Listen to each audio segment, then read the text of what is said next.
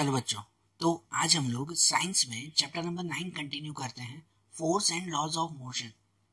देखो, इस चैप्टर में हमने पहले फोर्स के बारे में पूरी इंफॉर्मेशन ली थी और उसके बाद लॉज ऑफ मोशन देख रहे थे कि जिसमें हमने मोशन के न्यूटन के दो लॉज देखे। फर्स्ट और सेकंड लॉ हमने समझा था ना, कि जिनमें हमने समझा था कि न्यूटन का जो फर्स्ट लॉ था ना, वो किसके बारे में बताता है कि न्यूटन का फर्स्ट लॉ इनर्शिया की कंडीशन बताता है। ऐसे हमने समझा था ना। न्यूटन का फर्स्ट लॉ ये था कि कोई भी ऑब्जेक्ट अगर वो रुका हुआ हो तो वो हमेशा रुका हुआ ही रहेगा, मतलब अगर रेस्ट कंडीशन में हो तो हमेशा रेस्ट कंडीशन में ही रहेगा, और अगर कोई ऑब्जेक्ट मोशन में हो, कोई ऑब्जेक्ट चल रहा हो तो वो हमेशा चलता ही रहेगा, हमेशा मोशन में ही रहेगा जब तक उस पे कोई एक्सटर्नल फोर्स न लगे।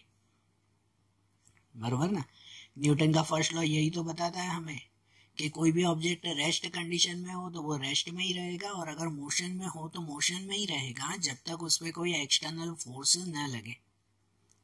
और न्यूटन का जो सेकंड लॉ था, सेकंड लॉ ऑफ मोशन, जो हमें मोमेंटम के बारे में बताता है, कि जिसमें सेकंड लॉ में हमने ये समझा था कि कोई भी चीज के ऊपर अगर हमें उसका मोमेंटम चेंज करना है, मतलब कि अगर कोई भी चीज पे हमें इफेक्ट देना है तो वो इफेक्ट उसके मास के अकॉर्डिंग, मतलब उसके उस पे जो हमें फोर्स देना है ना, वो उसके हमें मास और वेलोसिटी के अकॉर्डिंग ही देना होगा।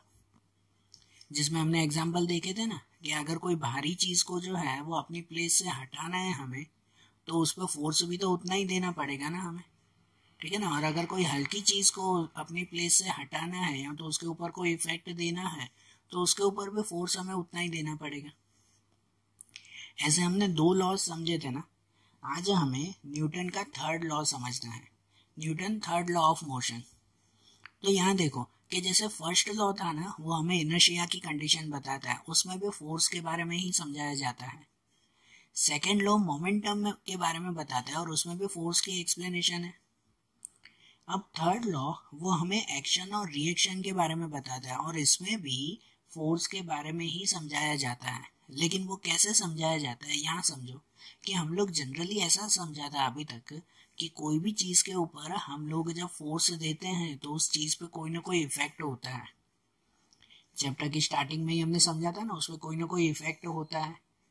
इफेक्ट मतलब कि या तो फिर उसका शेप और साइज चेंज होता है, या तो उसकी पोजीशन बदलती है, उसकी स्पीड बदलती है, ये सब इफेक्ट होता है ना। लेकिन क्या ये इफेक्ट एक ही साइड होता है कि भाई दो साइड ये इफेक्ट होते हैं? कि कोई भी ऑब्जेक्ट के ऊपर जब आप फोर्स लगाते हो ना, तो उसका एक अपोजिट हिडन फोर्स भी होता ही होता है, जो कितनी बार हमें दिखाई देता है या कितनी बार सच में वो हिडन होता है। हर एक ऑब्जेक्ट के ऊपर आप जितना फोर्स लगाओगे उसका अपोजिट फोर्स भी मिलेगा ही मिलेगा। जैसे कुछ एक सिंपल एग्जांपल समझो, आप लोगों ने रॉकेट देखा होगा ना, भले फिर वो दिवाली का जो है वो रॉकेट हो या फिर वो स्पेस में जाने वाला रॉकेट हो। तो वो रॉकेट ऊपर जब जाता है ना, तब नीचे की तरफ वो जोर से आग भी छोड़ता है, छोड़ता है ना। स्पेस में जाने वाला रॉकेट आपने टीवी में कितनी बार देखा होगा कि वो रॉकेट कैसे काम करता है, कि पहले तो नीचे जोर से जो है वो ये आग छोड़ता है, और जितनी जोर से वो आग छोड़ेगा ना उतना ही वो ज्यादा ऊपर जाएगा। मतलब जितना फोर्स एक बार नीचे जमीन पे लगेगा उतना ही फोर्स उसे उसका अपोजिट डायरेक्शन में भी लगेगा, तभी वो ऊपर जाएगा। सही बात है ना। ऐसे दूसरे भी बहुत सारे एग्जाम्पल हम लोग देखेंगे। कहना ये चाहते हैं कि कोई भी ऑब्जेक्ट के ऊपर एक फोर्स नहीं लेकिन उसका अपोजिट फोर्स भी लगता है, कि जिसे सिंपल लैंग्वेज में एक्शन और रिएक्शन फोर्स कहते हैं। और न्यूटन का थर्ड लॉ हमें ये बताता है कि action and reaction are equal in magnitude and are in opposite direction. कोई भी चीज के ऊपर एक्शन और रिएक्शन हमेशा इक्वल होता है। कोई भी चीज पे आप जितना फोर्स लगाओगे उसका ही उतना अपोजिट फोर्स भी मिलेगा आपको। They are equal in magnitude, मतलब उनकी वैल्यू हमेशा इक्वल होती है। मैग्नीट्यूड मतलब कि वैल्यू हमेशा इक्वल होती है, एंड अपोजिट डायरेक्शन में होती है। अपोजिट डायरेक्शन में कि एक फोर्स जिस डायरेक्शन में होगा उसका अपोजिट फोर्स अपोजिट डायरेक्शन में होगा। न्यूटन का थर्ड लॉ हम लोग कुछ एग्जांपल से समझे कि जैसे एग्जाम्पल में सबसे सिंपल एग्जाम्पल्स अगर पहले समझे ना, कि जैसे कि ये बलून का आता है, यहाँ पे बलून दिया हुआ है। आप लोगों ने बलून का वो एक्सपेरिमेंट बहुत बार देखा होगा कि भाई कोई बलून को हवा भर के जो है वो फुलाया जाए उसे, फिर जैसे ही उस बलून को अगर हम लोग छोड़ दें ना, तो वो छोड़ते ही वो बलून में से जो है वो हवा निकलना शुरू हो जाएगी और वो बलून हवा में यहाँ वहाँ घूमता रहेगा। देखा है ना ऐसे? और ये कितनी देर घूमता है पता है? जितनी देर उसमें से हवा निकलती रहेगी। और कौन सी डायरेक्शन में घूमता है? तो हवा जिस डायरेक्शन में होगी ना, उसके अपोजिट डायरेक्शन में वो बलून जाएगा। यहाँ जैसे ये फोटो दिया हुआ ना कि हवा अगर ये नीचे की डायरेक्शन में आ रही है, नीचे की डायरेक्शन में अगर हवा आएगी तो ये बलून जाएगा ऊपर की डायरेक्शन में। होगा कि नहीं? ऐसा ही होगा ना। तो मतलब कि यहाँ पे ये नीचे की डायरेक्शन में एक फोर्स लग रहा है हवा का, तो उतना ही उसका अपोजिट फोर्स वो ये ऊपर की डायरेक्शन में लगता है। मतलब ये कहते हैं कि ये नीचे की डायरेक्शन में अगर एक्शन हो रहा है तो ये ऊपर की डायरेक्शन में उसका रिएक्शन होता है, कि जितना एक्शन उतना ही रिएक्शन। न्यूटन का थर्ड लॉ अगर सिंपल समझना हो ना, तो यही कहते हैं कि जितना एक्शन होता है उतना ही रिएक्शन भी होता है, लेकिन अपोजिट डायरेक्शन में होता है। बरोबर कि नहीं? जैसे पास में देखो स्प्रिंग दी गई है, स्प्रिंग का वो एक्सपेरिमेंट आपको पता होगा कि जिस स्प्रिंग को जितनी ज्यादा आप दबाओगे ना, जितनी जोर से उसे दबाओगे ना, उतनी जोर से वो स्प्रिंग फिर जोर से खोलकर और क्या कहते हैं उछल पड़ती है। देखा है ना ऐसे स्प्रिंग को? मतलब स्प्रिंग में भी जितना आप लोग एक्शन दोगे ना, जितनी जोर से उसको दबाओगे उतनी ही जोर से रिएक्शन भी मिलेगा। ठीक है, उतनी जोर से रिएक्शन भी मिलेगा, उतना ही अपोजिट डायरेक्शन में उसका फोर्स भी लगेगा। जैसे स्विमिंग करते वक्त भी पता है ये एक्शन और रिएक्शन होता है। ये न्यूटन का third law of motion almost जगहों पर यूज होता है कि स्विमिंग करते वक्त भी जितना वो स्विमर जो है वो पानी को जितनी जोर से पीछे फेंकता जाएगा ना, उतनी ही जोर से वो आगे की तरफ होता जाएगा। स्विमर यही तो काम करता है ना, कि भाई क्या करता है, तो भाई पानी को जो है वो हाथ से पीछे फेंकता जाता है। तो जितनी जोर से वो पानी को पीछे फेंकता जाएगा उतनी ही जोर से वो आगे भी आता जाएगा। ऐसे ही तो एक्शन और रिएक्शन कहते हैं ना, कि जितना एक्शन होगा उतना ही अपोजिट डायरेक्शन में रिएक्शन होगा। पानी को जितना पीछे फेंको उतना ही वो आगे भी जाएगा। है कि नहीं? कि जैसे कोई गन चलाई जाती है ना, कोई बंदूक जब चलाई जाती है ना, तो बंदूक चलाते वक्त जो है वो रियली ऐसा होता है कि जितनी जोर से उसकी बुलेट निकलेगी ना, जितनी स्पीड में उसकी बुलेट निकलती है ना, उतनी ही स्पीड में गन का पीछे की तरफ एक झटका भी लगता है। बराबर ना? जब गन प्रॉपरली चलाई जाती है ना, तो प्रॉपरली चलाते वक्त जब वो गन चलाते हैं तो जितनी स्पीड में उसकी बुलेट निकलेगी उतनी स्पीड में हमारा हाथ भी थोड़ा सा पीछे हो जाएगा। बराबर ना? हाथ भी पीछे हो जाएगा। तो ऐसे ही तो वो एक्शन, जितना एक्शन होगा उतना ही हाथ पीछे हो जाएगा, उतना ही रिएक्शन भी मिलेगा। इवन हमारा चलना वो भी एक्शन और रिएक्शन पे डिपेंड है। पता है हमारे अर्थ पे ये ग्रेविटेशनल फोर्स वो तो हमें उसमें जोड़ के रखता है ना। जितना हम लोग उसके ग्रेविटेशनल फोर्स के अपोजिट जाएंगे उतना ही हम लोग आगे चल पाएंगे। बराबर ना? मतलब जितना हम लोग जमीन पे दूसरा एक्शन देंगे ना, उतना ही फिर आगे चलने के लिए हमें रिएक्शन भी मिलेगा। मतलब हमारा चलना भी न्यूटन के थर्ड लॉ के ऊपर डिपेंड है। समझ आ रही है बात? मतलब कोई भी चीज पे आप जितना एक्शन देते हो उतना ही आपको रिएक्शन भी मिलता है। कोई बड़ा सा जो है वो अगर बॉल हो, वो स्पंज बॉल जैसे आता है, कि उस स्पंज बॉल को जो है वो जितनी जोर से आप लोग जो है वो ये उसको ऊपर से फेंकोगे या उसके ऊपर कैसे जितनी जोर से हाथ मारोगे तो उतना ही वो स्पंज बॉल उछलेगा भी ना। या तो छोटा सा भले ही जो है वो क्रिकेट का बॉल क्यों ना हो, जितनी जोर से आप जमीन पे फेंकते हो उतनी ही जोर से वो जमीन से ऊपर भी तो आता है ना। आता है कि नहीं? वो टप्पी खाकर फिर से इतनी ऊपर भी तो आएगा ना। मतलब जितना एक्शन होगा उतना ही रिएक्शन भी होगा कि नहीं? बराबर ना? इवन गाड़ी चलाते वक्त भी जितना आप लोग ज्यादा एक्सीलेटर दोगे तो उतनी ही ज्यादा गाड़ी भी तो चलती है ना। बराबर ना? जितनी जोर से ब्रेक लगाओगे तो उतनी ही जल्दी जो है वो गाड़ी रुकेगी भी। हर एक चीज में सिर्फ एक फोर्स नहीं होता, हमेशा दो फोर्स होते हैं, और वो दोनों फोर्स हमेशा अपोजिट डायरेक्शन में होते हैं, जिसे एक्शन और रिएक्शन फोर्स कहते हैं। मतलब कि हर ऑब्जेक्ट पे जितना हमें एक्शन लगेगा, जितना आप लोग एक्शन दोगे, उतना ही जो है वो ये रिएक्शन भी होगा। ठीक है, जैसे मैं वो रॉकेट का एग्जांपल भी आपको दे रहा था कि जैसे दिवाली के वक्त आप लोगों को भले ही वो फटाकों वाला ही आप लोग रॉकेट अगर जलाते हो ना, तो उसमें उस रॉकेट की जितनी जोर से नीचे आग निकलेगी ना, उसे जलाते वक्त जितनी जोर से नीचे आग निकलेगी, उतना ही जोर से जो है वो ये रॉकेट ऊपर जाएगा। मतलब जितना नीचे एक्शन होगा, उतना ही ऊपर जो है वो उसका रिएक्शन भी होगा, है कि नहीं?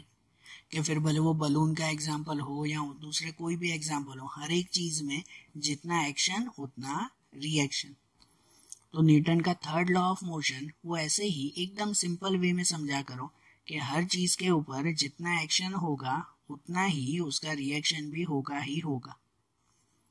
बरोबर, आपके टेक्स्ट बुक में जो है वो एक एग्जाम्पल ऐसा भी दिया हुआ है कि जब कोई पानी के किनारे, नदी के किनारे कोई बोट में से जंप मारते हुए जो है वो अगर किनारे पर उतर रहे हैं, बोट में बैठे हुए और जंप मारकर किनारे पे आ रहे हैं, तो वो जंप मारते वक्त क्या होता है पता है? कि उस बोट को थोड़ा सा पीछे धक्का देते हैं। जब जंप मारा जाता है तो बोट को पीछे की तरफ धक्का दिया जाता है।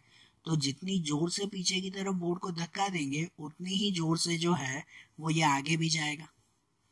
ठीक है ना, उतनी ही जोर से आप लोग आगे भी पहुंच पाओगे। मतलब उसमें भी जितना एक्शन उतना ही रिएक्शन ना।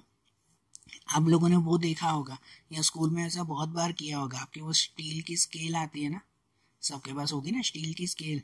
फिर स्कूल में जो आप लोग ऐसे करते हो कि भाई बेंचेस के कॉर्नर पे स्टील की स्केल रखते हो। ठीक है ना, कि कॉर्नर पे थोड़ी सी स्केल जो है वो बेंचेस पे, बाकी की स्केल बाहर हवा में रखकर फिर उसे स्प्रिंग की तरह उछालते हो स्केल को। करते हो कि नहीं? कि एक उंगली से जो है वो ये स्केल को नीचे की तरफ दबाते हो और फिर छोड़ देते हो, तो वो स्प्रिंग की तरह ऊपर नीचे होती रहती है स्केल। देखा है ना? तो उसमें भी तो एक्शन और रिएक्शन होता है ना, कि जितनी जोर से आप स्केल को नीचे की तरफ दबाते हो, उतनी ही जोर से जो है वो ये ऊपर की तरफ भी जाती है।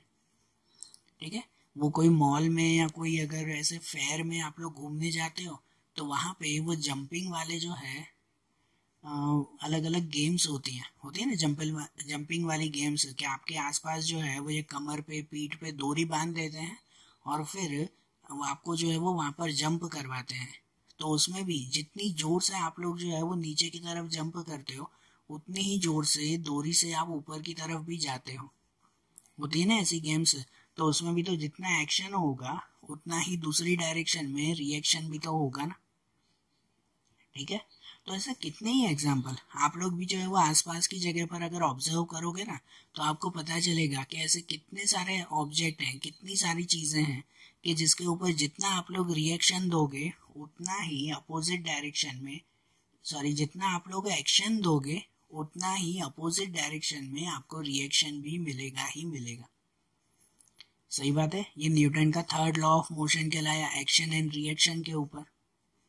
समझ आई ना बात है? तो देखो, न्यूटन के ये 3 लॉज हमने देखे ना, और उसके बाद हमारे चैप्टर का एक दूसरा आखिरी छोटा सा एक पॉइंट आता है, जो पॉइंट का नाम है law of conservation of momentum.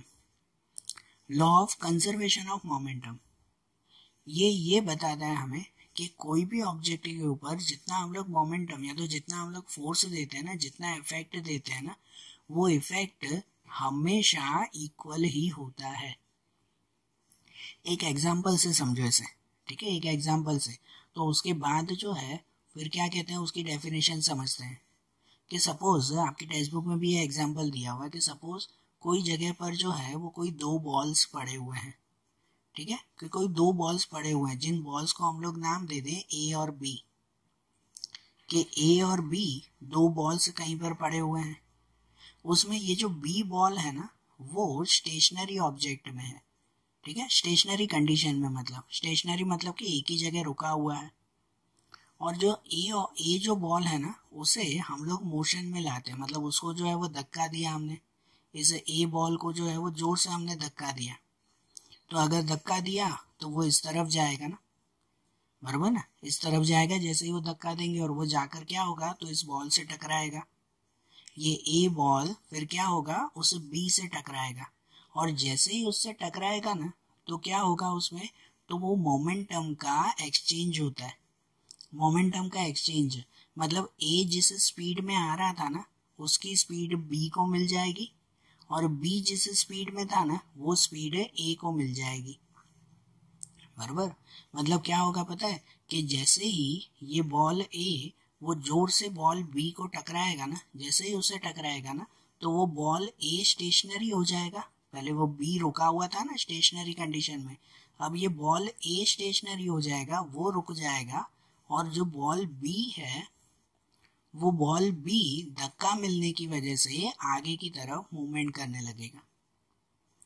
बरोबर। मतलब कोई भी जब दो चीज आपस में टकराती है ना तो उनमें होने वाला जो मोमेंटम, उनके ऊपर लगने वाला मोमेंटम हमेशा इक्वल होता है और एक दूसरे को जैसे एक्सचेंज होता है।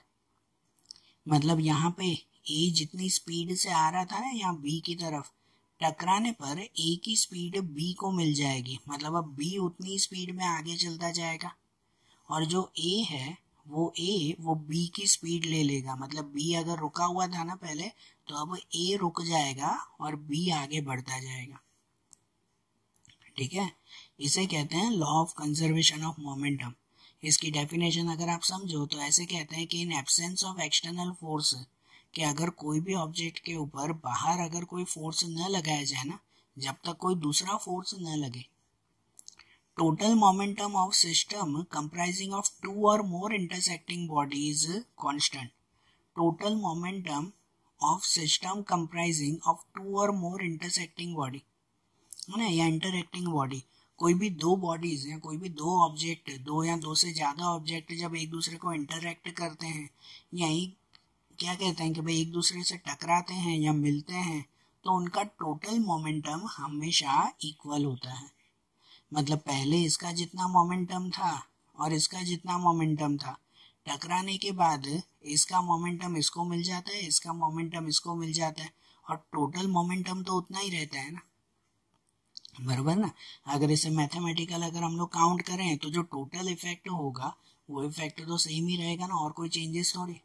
पहले बी रुका हुआ था और ए चल रहा था, टकराने के बाद अब ए रुक गया और बी चलने लगा, तो बात तो वही हुई ना, टोटल मोमेंटम तो उतना का उतना ही कहलाया ना उसमें। बराबर। इसे law of conservation of momentum कहते हैं। ऐसा भी प्रैक्टिकल बहुत सारी जगह पर होता है।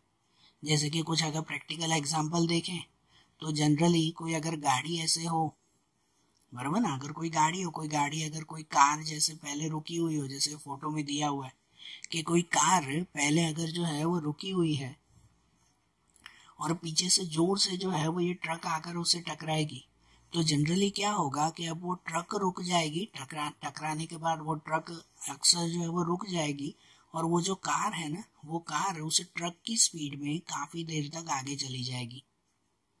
ठीक है ना, उस कार को झटका लगेगा ना, कार तो रुकी हुई है लेकिन वो ट्रक जितनी स्पीड में आएगी फिर उतनी स्पीड में वो कार भी आगे चली जाएगी, है कि नहीं। कि जैसे वो क्रिकेट खेलते वक्त अगर बॉल जो है वो एक ही जगह पे पड़ा हुआ है, ठीक है, कोई फेंक नहीं रहा है, जस्ट अगर पड़ा हुआ है जमीन पर ही, और अगर उसे जोर से बैट से मारा जाए ना, तो जितनी स्पीड में पहले अगर वो बैट से घुमाया जाएगा ना, तो वो बैट उस जगह पे रुक जाएगी और वो बॉल उतनी स्पीड से फिर आगे चलता जाएगा। बरोबर कि नहीं। मतलब जो बैट की जो फोर्स होगा, बैट का जो मोमेंटम होगा, वो मोमेंटम किसको मिल जाएगा, वो बॉल को मिल जाएगा ना, है कि नहीं। यहाँ आपने ऐसा शोपीस देखा होगा कितनी बार। ठीक है, ये जो तीसरा फोटो दिया हुआ ऐसा शोपीस आपने देखा होगा कि ये शोपीस में कैसे होता है कि आप इस बॉल को, ये जो पहला बॉल दिया हुआ है, कि इस बॉल को जो है अगर आप लोग एक बार चलाओगे ना, इसको, इस बॉल को जैसे ही पीछे की तरफ खींच कर छोड़ दिया जाएगा, तो ये बॉल जो है वो ये इस डायरेक्शन में आगे जाएगा, ये डायरेक्शन में आगे जाएगा ना, तो वो इस दूसरे बॉल से टकराएगा। तो मतलब इसमें जो इफेक्ट होगा वो इफेक्ट इस दूसरे बॉल में आएगा, ये बॉल यहाँ पे रुक जाएगा, इस जगह पर आकर रुक जाएगा, वो बॉल वो इफेक्ट फिर इस दूसरे को मिलेगा, वो दूसरा जो है वो फिर वो इफेक्ट तीसरे को देगा, वो तीसरा वो इफेक्ट चौथे को देगा, वो चौथा वो इफेक्ट इस पांचवे को देगा, और ये जो आखिरी बॉल होगा ना वो आगे और कोई है नहीं, तो ये आखिरी बॉल है यहाँ तक जाएगा, वो इफेक्ट इसे मिलेगा, ये बॉल यहाँ पे पहुंच जाएगा ऊपर की तरफ। बराबर। फिर क्या होगा कि अगर वो बॉल ऊपर की तरफ जा रहा है तो वापस नीचे भी तो आएगा ना, वो झूले की तरह, कि जितना वो झूला अगर ऊपर जा रहा है तो अब ये बॉल फिर से नीचे की तरफ आएगा।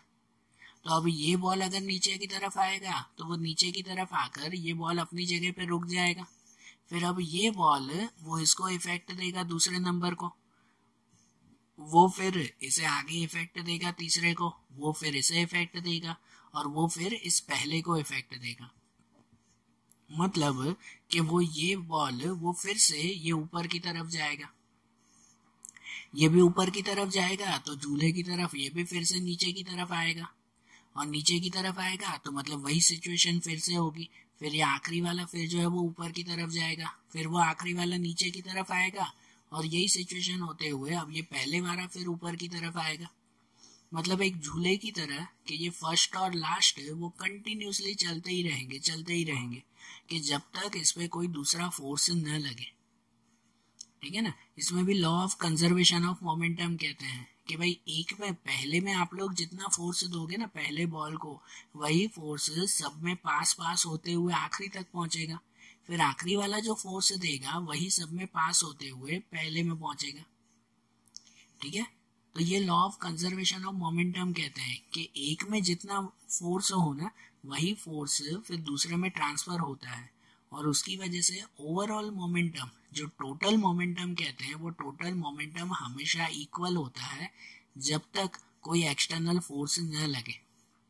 मतलब ये जैसे शोपीस है ना, उसमें आप एक बार अगर जो है वो एक बॉल को ऊपर की तरफ खींच के छोड़ दोगे ना, तो वो कंटिन्यूसली जो है वो ये चलता ही रहेगा, चलता ही रहेगा जब तक उस पर कोई दूसरा फोर्स न लगे, जब तक उसे जो है वो फिर से कोई हाथ से रोके नहीं, तब तक।